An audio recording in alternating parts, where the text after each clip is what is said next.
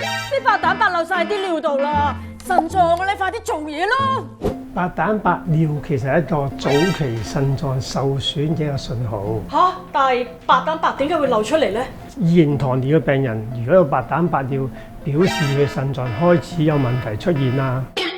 除咗表示腎功能受損嘅同時，對心臟病、死亡同埋住院率都係提升咗㗎。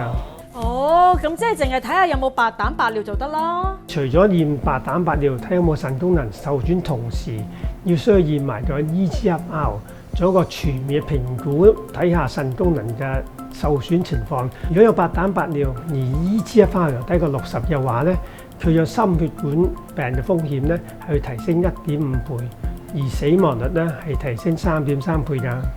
啊，估唔到驗尿可以睇到心臟同腎臟有冇警號喎。係啊，驗白蛋白尿同 eGFR 咧係同等重要㗎。